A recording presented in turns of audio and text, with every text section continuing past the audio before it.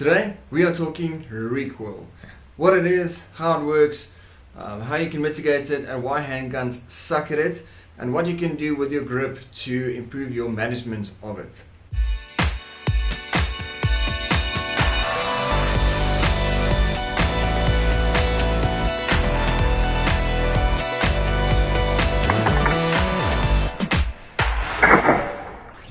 How's it going, guys? Welcome back to Quentin the Gun Guy. Today we're doing recoil as stated previously.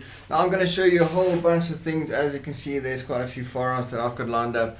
So you're going to see a whole bunch of things that YouTube probably doesn't like. But it's going to be very informative, I hope. It's not going to be too boring either. I'm not going to go too much into the scientifics, but more of the practicality of recoil and how it affects various platforms and why I think handguns suck at managing it.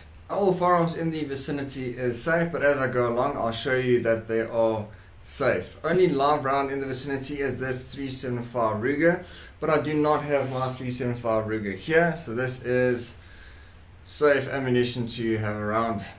I'm not going to put this into a rifle. Anyway, so let's see. Recoil. So according to Newton's third law, every action has an opposite and equal reaction. So what this means in practical terms, let's take this as an example. So as the firing pin strikes the primer, it causes an explosion inside the casing. So it's not really an explosion. Powder burns, it doesn't explode. So that causes pressure to build up. Pressure forces the bullet out of the casing through the barrel of your rifle, and it leaves the barrel, hence shooting. So what this means is that this reaction, or this action of this bullet leaving your casing and firearm, causes a reaction in the opposite direction. So in short, that's actually recoil. So action, reaction, that's felt in either your body in a rifle or it's felt in your hand when using a handgun. In scientific terms, you can think of recoil being either velocity or energy. So that's the energy or velocity of your rifle moving backwards. So with that comes various different calculations that you can do, but let's think of velocity as the more prominent one. So velocity of your rifle moving backwards is dependent on your weight of your projectile divided by the weight of your rifle. So the rifle makes a difference there as well, and that times the velocity of the projectile moving forward. So all of these factors basically means that when you shoot a bigger bullet, it's going to have more recoil, or when you shoot the same bullet faster, it's going to have more recoil as well. Now let's get to what actually happens when you shoot a rifle and how recoil is translated through it. I'm not going to focus on grip or managing recoil in rifles now. I'll maybe do that later. But what it means is that if you take a rifle, now this is no magazine and it's an empty chamber. If you take a rifle and you mount it on your shoulder, that's there. So I've got it mounted there. So there's my barrel, and the recoil moves straight back, absorbed by my body. So it's not absorbed by my hand, it's absorbed by my whole body, and the line runs straight.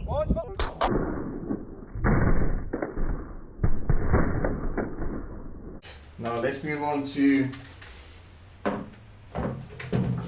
onto the semi-automatic AR. This is a very nice platform as well because it translates into it moving directly rearwards. So if you feel recoil, it's going to hit your shoulder, absorbed by your body. So that's a good management system. It is safe as well, into chamber. So that's a good management system of recoil being translated in a straight line directly into your body. Now, why do I say that handguns suck? Because handguns don't work like this. If we translate it into a tennis ball, so the effect of a rifle is it hitting your hand. So it's going to hit your hand directly like this. So that's the recoil, how it works in a rifle. Now let's move on to the tennis racket. So this is how recoil works in a handgun. So if I hold the tennis racket straight, I'm imagining that the tennis ball hits the racket. So that's going to hit it there, causing a reaction because the force is applied to a lever. So this is actually a good way of explaining bore axis. Now a higher bore axis will be a greater distance between your hand and where the force is applied, meaning your barrel. But if you move your hand up, that's going to be a lower bore axis. So ideally, in the best case scenario, I want it to hit straight back into my hand. So if I think of this little push dagger here, if I can get a rifle that works like this, that's going to be ideal. It's going to hit my hand directly there, getting absorbed by my whole body instead of at an angle to my hand.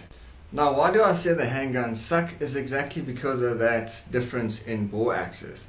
Now, firearms like the Colt Peacemaker, the Ruger Red Hawk, Black Hawk, they examples of bad designs of a high bore axis. So what that means in practical terms, so firearm is safe, it's clear.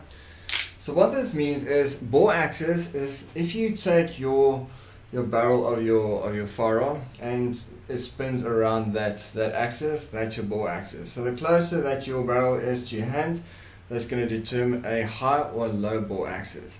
Now with those type of revolver designs, it's quite far away at the barrel from your hand. So that's a high bore axis. This as well, that can be a high bore axis as well, because there's my barrel and there's that gap between my hand and the barrel. So this actually translates into a high lever, meaning that the force applied is going to be greater because of the lever that's applied to it.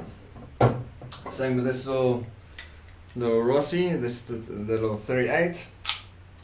High bore axis as well. Check that gap between my barrel and my hand. That's a high bore axis.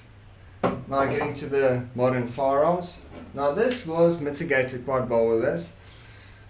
Firearm is safe and clear, no mag.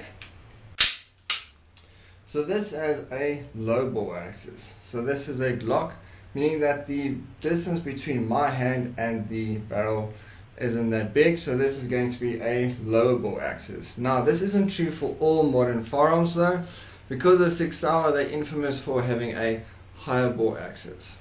Okay, so now that you know what recoil is, how it gets translated into your handgun, why they suck at it, I'm going to show you my grip that I like to use. Now it's not me that's so clever using this grip. I've learned from various instructors in South Africa, very clever instructors, much more clever than I am. And then internet, of course YouTube. You learn quite a bit on YouTube, as I hope that you are learning now. So let's start off with your firearm. So I want to get this webbing of my hand right into that little beaver tail of my handgun. So I want to push it up, and then I want to grip down on it. So now I've established, keeping my finger off the trigger, I've established my primary grip on the firearm. So let's move in this direction. I quite like the high thumb grip. Now you do get different grips causing you to not have the same amount of control.